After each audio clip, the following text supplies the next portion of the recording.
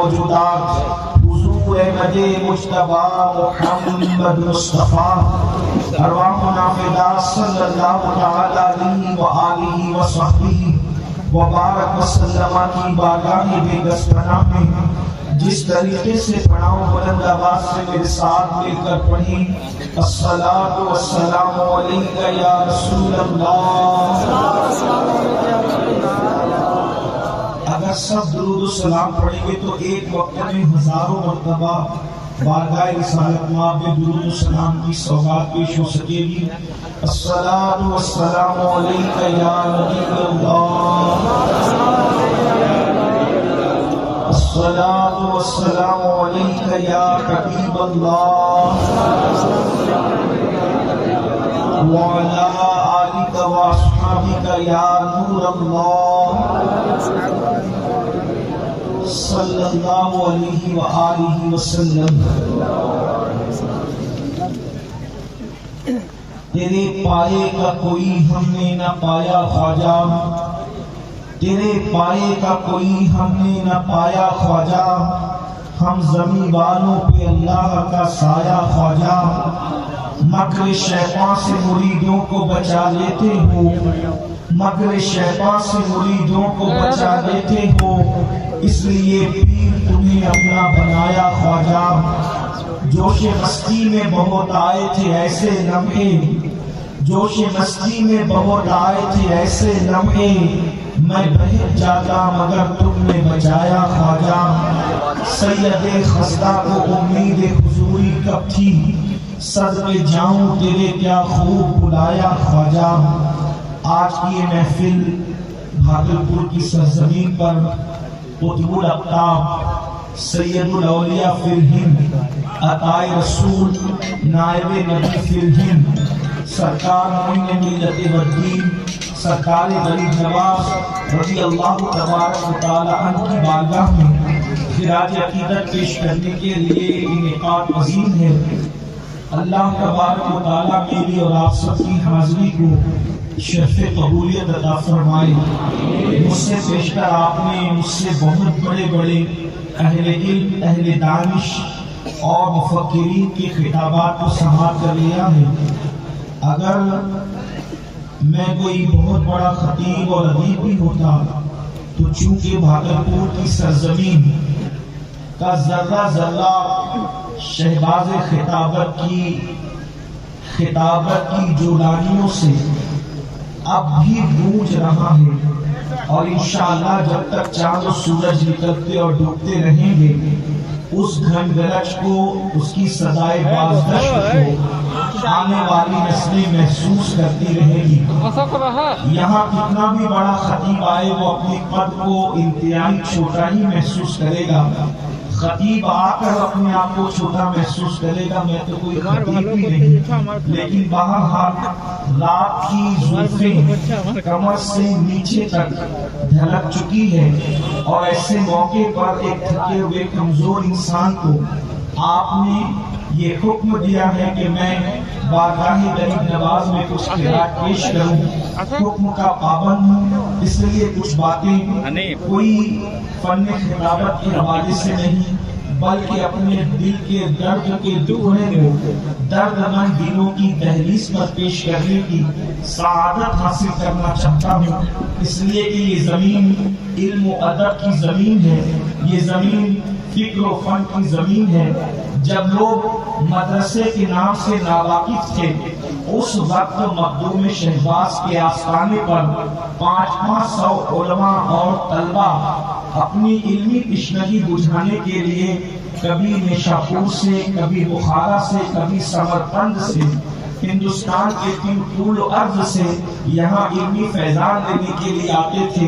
یہاں کوئی کیا لٹا کر جا سکتا ہے، بلکہ ہر آنے والا کسی بھی رنگ میں آئے وہ مخدوم شہباز کا فیضان لوٹنے کے لیے آتا ہے.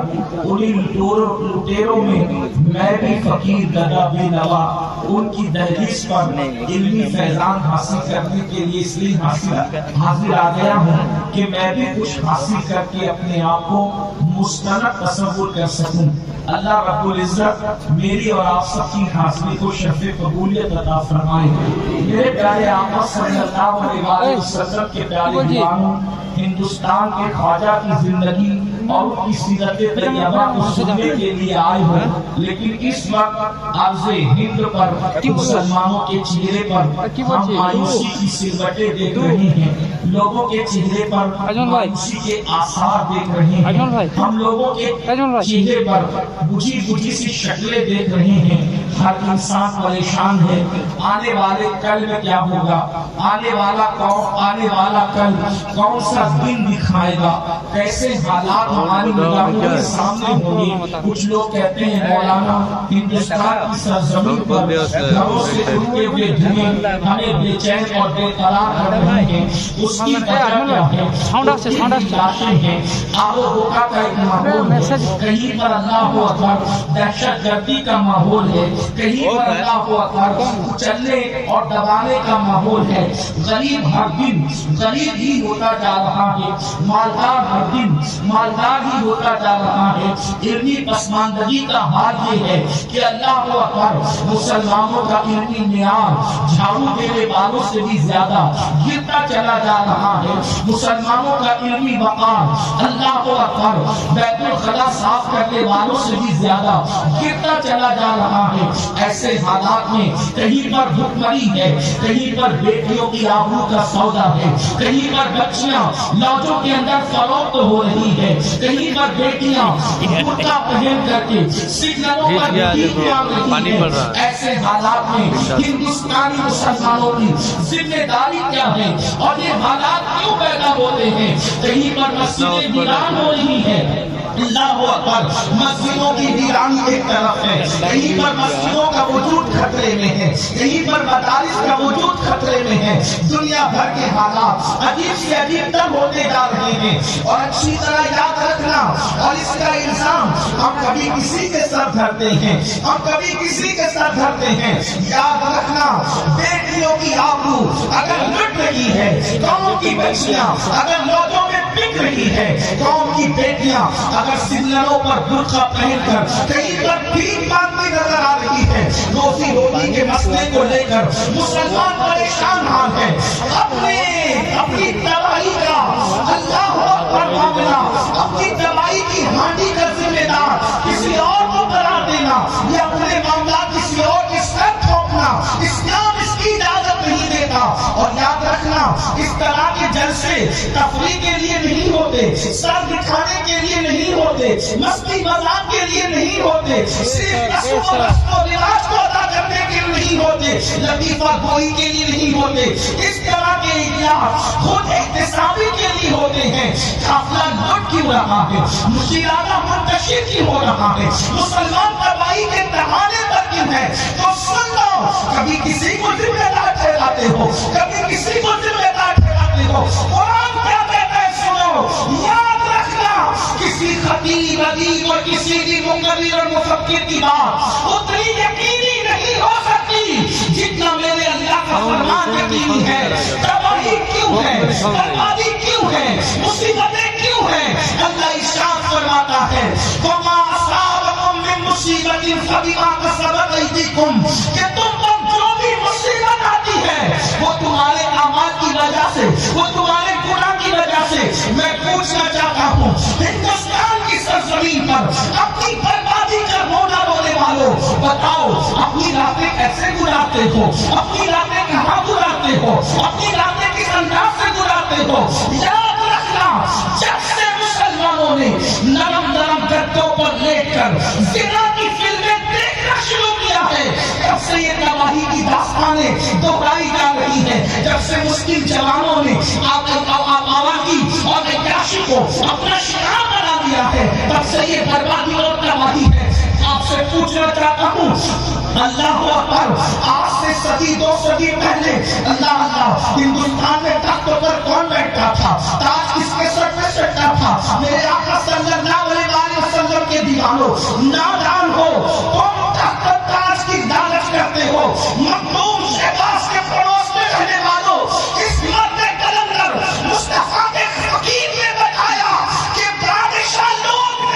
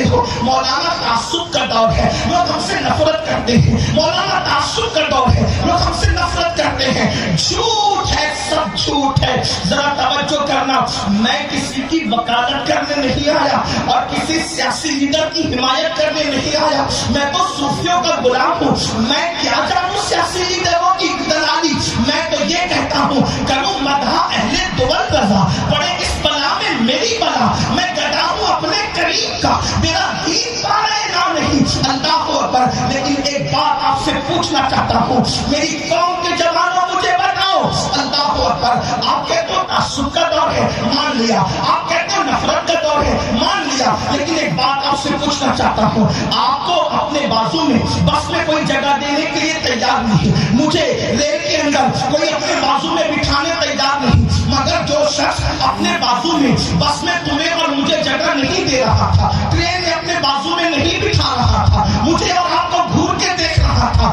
وہی شخص جب اجمیر مقدس جاتا ہے تو اس کے سر پر پھولوں کی تھالی نظر آتی ہے، ارے تو مسلمان نہیں، تو مسلمانوں کو گھور کے دیکھتا ہے، تو بس میں بیٹھنے کو جگہ نہیں دیتا، یہاں پھول لے کر کے کیوں آ رہا ہے؟ غریب نواز کے آستانے پر تو پھول لے کر کے آ رہا ہے، محمود کے آستانے پر تو پھول لے کر کے آ رہا ہے، تو بابا قطب الدین بختیار کاکی کے آستانے میں پھول لے کے کیوں آ رہا ہے؟ مخدوم شہباز کے آستانے پر اگر کتا بھی کاٹ رہا ہے تو آ رہا ہے، سانپ بھی کاٹ رہا ہے تو آ رہا ہے، بچھو بھی کاٹ رہا ہے تو آ رہا ہے، مجھے بتا کیوں آ رہا ہے؟ مجھے بس میں بازو میں جگہ نہیں دیتا اور وہاں نیاز مندی سے جاتا ہے تو ٹیکسی آواز آئے گی، تو ڈھونگی مسلمان ہے، مکار ہے، وہ سچا مسلمان ہے، اس کی طرح مسلمان بن جا، ساری دنیا کو تیرا غلام بنا۔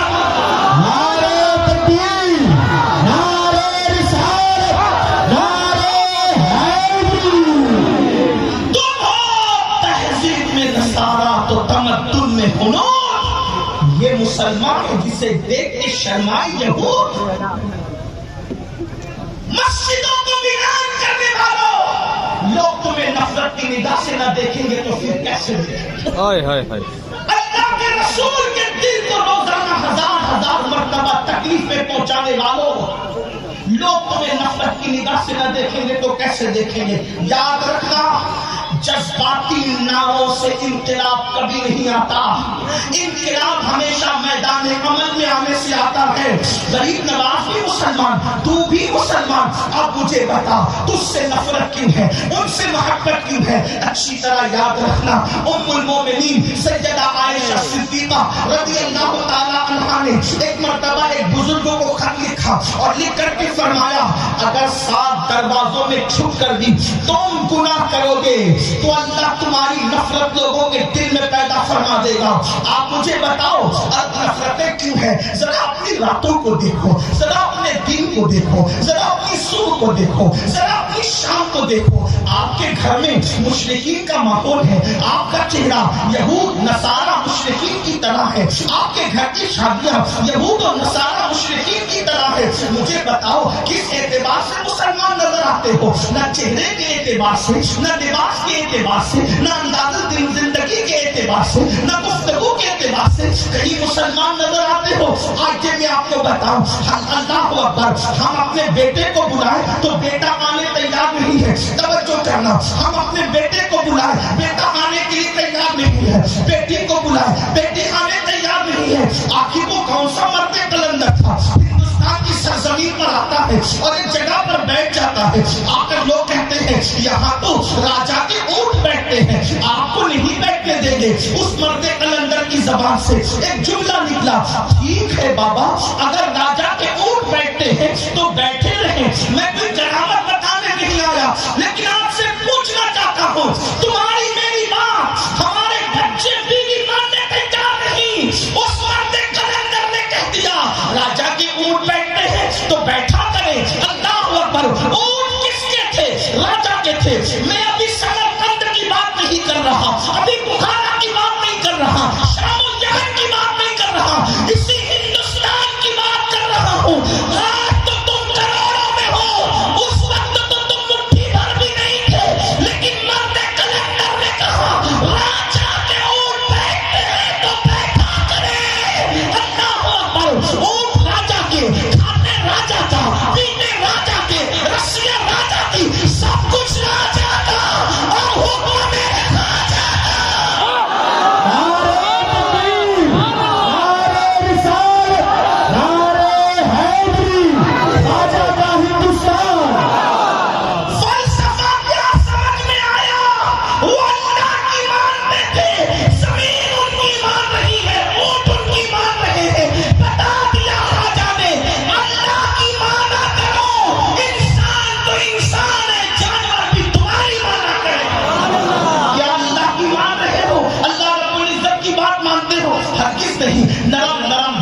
پر فجر کی نماز ترک کرنے والوں، تمہارے گھروں سے دھواں نہ اٹھے گا تو کس کے گھر سے اٹھے گا؟ تمہیں نہیں پتا اللہ کے حبیب صلی اللہ علیہ وسلم کے فرمان کا مفہوم ہے، قربان میرے آقا کا فرمان کا مفہوم ہے، جب مسجدیں ویران کر دی جاتی ہے، جب مسجدیں ویران کر دی جاتی ہے تو رات کی تاریکی میں مسجد اللہ کی بارگاہ میں عرض کرتی ہے، اے اللہ جس نے مجھے ویران کر دیا تو ان کے گھروں کو ویران کر دے۔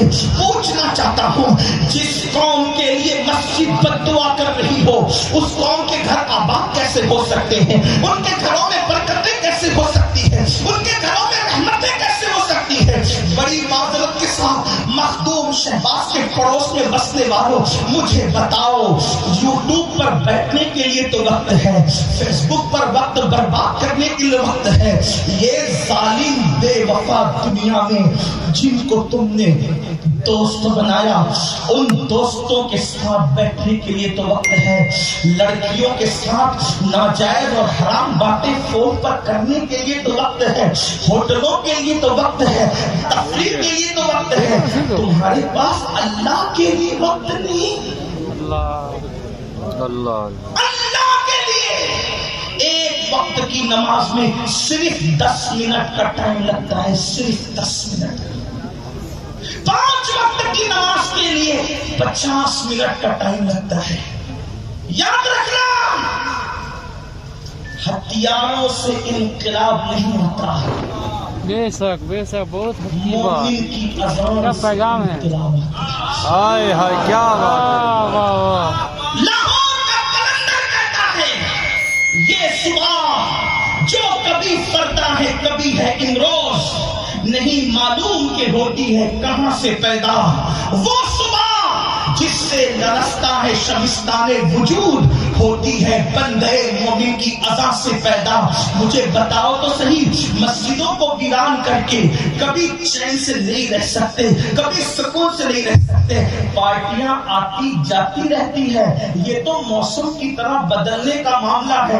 ارے عقاب بنو، محمد رسول اللہ کے عقاب بنو۔ اقبال نے ایک جوان کو عقاب سے تشبیہ دی ہے، اللہ اکبر، رسول اللہ کے غلام کو عقاب سے تشبیہ دی ہے، اللہ اللہ۔ اور عقاب کیا ہوتا ہے؟ عقاب کسے کہتے ہیں؟ شہباز اولیاء کے پڑوس میں بسنے والوں، شہباز کا مطلب ہی عقاب کے ہوتا ہے۔ اور عقاب کسے کہتے ہیں؟ عقاب جانوروں میں سب سے، عقاب پرندوں میں سب سے باغیرت پرندے کو کہتے ہیں، عقاب پرندوں میں سب سے نڈر پرندے کو کہتے ہیں، عقاب سب سے اونچے اڑنے والے پرندے کو کہتے ہیں، عقاب پرندے کے سردار کو کہتے ہیں، اللہ اکبر۔ عقاب کی خصوصیت تمہیں پتا ہے؟ عقاب کسے کہتے ہیں؟ عقاب کسی کا کیا ہوا شکار کبھی نہیں کھاتا، کسی کا جھوٹا نہیں کھاتا، عقاب ہمیشہ خود شکار کر کے کھاتا ہے، اللہ اکبر۔ اقبال مومن جوانوں کو عقاب سے تشبیہ دے کر کیا فرما رہے ہیں؟ اور لوگوں کا جھوٹا کھانے کی تمنا کرنے والے، خود کما کے کھایا کرو۔ آج مسلم جوانوں کو خود کمانے کی فکر نہیں ہے، دوسروں کا کمایا ہوا کھاتے، ماں باپ کی دولت پہ بیٹھ کے کھاتے۔ یاد رکھنا، عقاب کسی کا شکار نہیں کھاتا، تو محمد رسول اللہ کا عقاب ہے، تو دوسروں کا کمایا کیسے کھا سکتا ہے؟ خود کماؤ، کسی کے ٹکڑوں پہ پلنے کی بجائے لوگوں کو پالنے کی کوشش کرو۔ میں تمہیں کہیں اور نہیں لے جاؤں گا۔ دیکھو، غریب نواز نے گولی کو بلا کے حکومت دی، مگر مجھے بتاؤ، غوری غریب نواز کی چوکھٹ پہ نظر آتا ہے، مگر گوری کی چوکھٹ پہ غریب نواز کبھی نظر نہیں آتا۔ کیوں نظر نہیں آتے؟ ہمارے بڑیوں نے بتایا، ہمارے بڑیوں نے بتایا کہ جس کا رشتہ خدا سے جڑ جاتا ہے اس کی چوکھٹ پہ سب نظر آتے ہیں، وہ یار کے سوا کسی کی چوکھٹ پہ نظر نہیں آتے۔ کی ٹھوکریں کھانے والوں، جب تک تم خدا کی چوکھٹ سے لگے ہوئے تھے، تم کسی اور کے دروازے پہ ٹھیک نامے نہیں جاتے تھے۔ جب سے تم نے میرے اللہ کی چوکھٹ چھوڑ دی ہے، اس وقت سے تم در در کے بھکاری بن رہے ہو۔ اور میں بددعا کے طور پہ نہیں کہہ رہا ہوں، سید بادشاہ مخدوم ابن مخدوم بیٹھا ہوا ہے، میں پیشین گوئی کے طور پہ کہہ رہا ہوں، اگر آج بھی مسجد نہیں بھرو گے، یہ حالات تو بہت کم ہے، اس سے بدترین حالات دیکھنے کو ملے. بددعا کے طور پہ نہیں، آپ کے سامنے ایک بانگے درا کے طور پر گھنٹی بجائے جا رہا. غوث پاک کا فقیر تمہیں آگاہ کر کے جا رہا ہے، اگر آج اللہ کی پناہ میں نہیں آؤ گے حالات اس سے بدترین دیکھنے ملیں گے. کئی پناہ نہیں ملے گی، کیونکہ اللہ کے رسول علیہ الصلوۃ والتسلیم نے فرمایا جو جان بوجھ کر نماز چھوڑ دے اللہ اس سے اپنی امان اٹھا لیتا ہے، اللہ اس سے اپنی کرم کی چادر ہٹا لیتا ہے. ذرا غور تو کرو، اللہ جس سے پناہ ہٹا لے، اللہ جس سے پناہ ہٹا لے، توجہ کرنا میری قوم کے جوانوں، اللہ جس سے پناہ ہٹا لے اس کو کون پناہ دے سکتا ہے؟ توجہ کرنا، اللہ کی پناہ کا مطلب کیا ہے؟ ذرا غور کرنا. دیکھو ایک گنڈا گزرا ہزاروں سال پہلے، دنیا اس کو فرعون کہتی ہے. فرعون آج کل کی بات نہیں ہو رہی ہے، آج کل کے تناظر میں کچھ نہیں کہنا، اس لیے کہ یہ دستور زبان بندی ہے. کیسا تیری محفل میں یہاں تو بات کرنے کو ترستی ہے زبان میری، اور میرے دور کے لوگ اتنے قیمتی نہیں ہے کہ وہ میرے جلسے کا عنوان بنے. اس لیے کہ جس کا عنوان محمد رسول اللہ ہو، کسی ایرے گہرے نتو خیرے پہ میں کیا تقریر کروں. اللہ اکبر. جس کا عنوان ذات خدا بندی ہوا کرتا ہو وہ کسی بھکاری منتے کا کیا عنوان سلیکٹ کرے.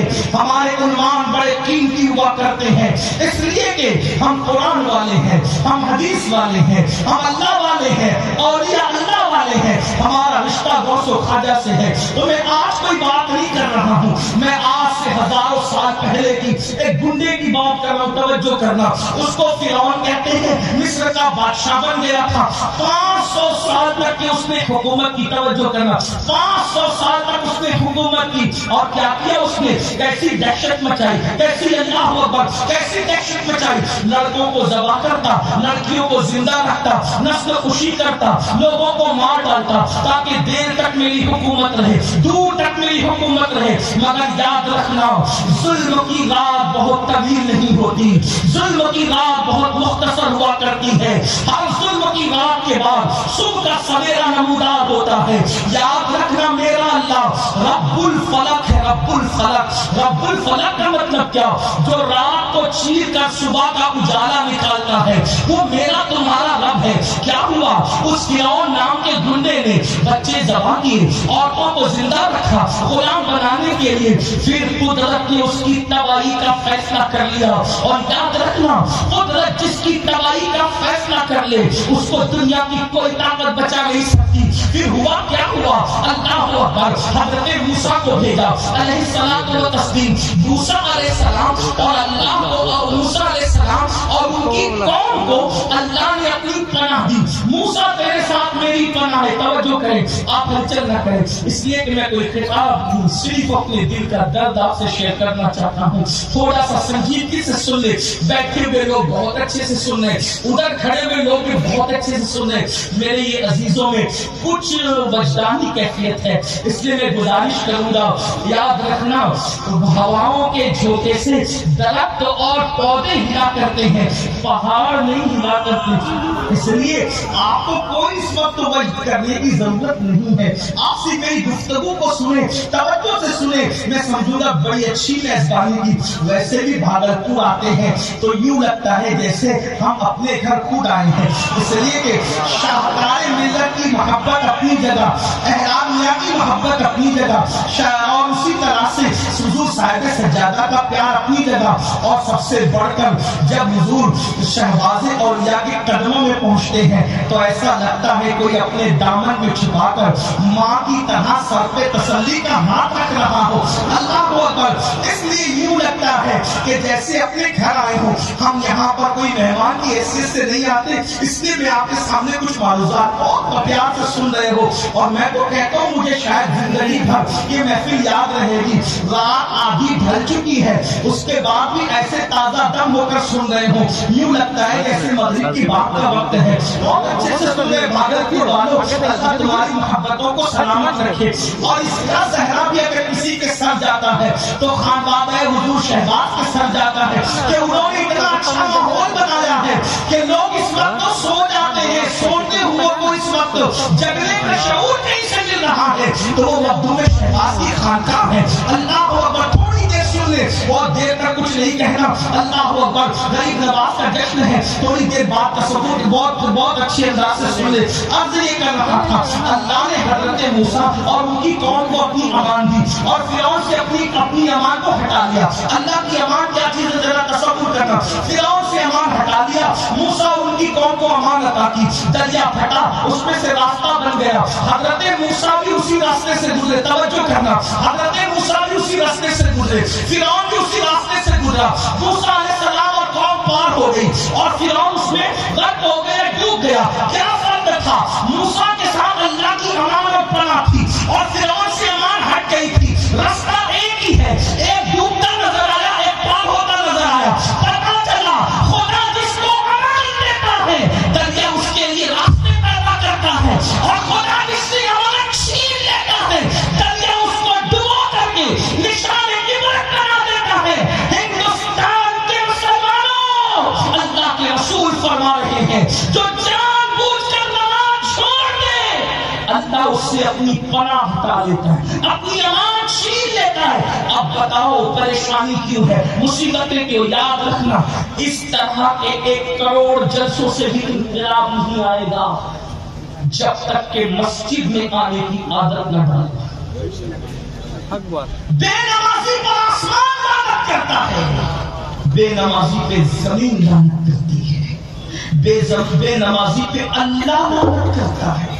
سرکار غریب نواز فرماتے ہیں, جو جان بوجھ کر نماز چھوڑ دے, جان بوجھ کر نماز چھوڑ دے, سرکار غریب نواز ارشاد فرماتے ہیں, اس کا کوئی دین نہیں, اس کا دین نہیں. کس دین کی بات کرتے ہو, کس دین کی بات کرتے ہو؟ سرکار غریب نواز اس ہندوستان کی زمین پہ 90 لاکھ کو ایمان کی دولت, 90 لاکھ, انہوں نے 90 لاکھ کو مسلمان بنایا. کیا تم اپنے آپ کو بھی مسلمان بنا سکے ویسا جیسا غریب نواز بنانے آئی؟ اپنے بچوں کو بھی ویسا مسلمان بنایا جیسے غریب نواز بنانے آئی؟ لوگ کہتے ہیں کہ تلوار سے اسلام پھیلایا, اسلام تلوار. میں پوچھتا ہوں, غریب نواز کے بارے میں میرا چیلنج ہے, ہندوستان کے اتہاس کو کھنگال کر بتاؤ, کیا کسی ایک کے چہرے پہ میرے خواجہ نے تماچا بھی مارا؟ کیا بات ہے, ایک کے چہرے پہ تماچا بھی نہیں مارا اور 90 لاکھ کو مدینہ منورہ عراق کا مسافر بنا دیا. واہ واہ, کیا بات ہے حضرت, سبحان اللہ, سبحان اللہ. بولتے رہیے. میرے عزیز, آج خود کے بیٹے کو نمازی بنانا مشکل ہے. غریب نواز نے مخلوق کی عبادت کرنے والوں کو مخلوق کے قریب سے پیشانی کو ہٹا کر خالق کی بارگاہ میں جھکایا. گوبر, چوہے اور ندی کی عبادت کرنے والوں کو اللہ کی عبادت کا شعور عطا کیا. آپ سے پوچھنا چاہتا ہوں, کتنی محنت ہوگی غریب نواز کے مزار پہ صرف پھول ڈال کر کے اپنی ذمہ داری سے سبکدوش ہونے والوں. جب آج ہندوستان میں کوئی بیٹا یا بیٹی مرتد ہوتے ہوں گے تو اس وقت تو غریب نواز کے مزار میں غریب نواز کے دل پہ کیا گزرتی ہوگی؟ یہ 90 لاکھ کو مسلمان نہیں کر دیا غریب نواز نے. تاریخ پڑھو غریب نواز کی. ہندوستان میں آنے کے بعد اول چیز تو غریب نواز نے کبھی زمین کو پیٹ نہیں لگائی.